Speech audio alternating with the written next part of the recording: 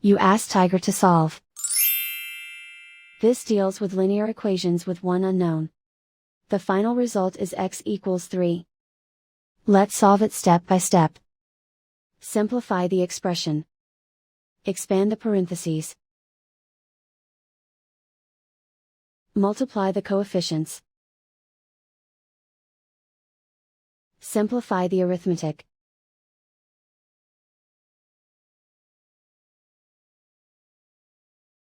Group all constants on the right side of the equation. Add 18 to both sides. Simplify the arithmetic.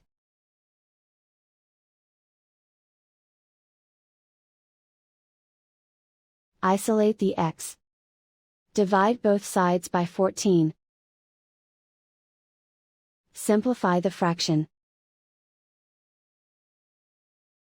Find the greatest common factor of the numerator and denominator. Factor out and cancel the greatest common factor. And so the final result is x equals 3.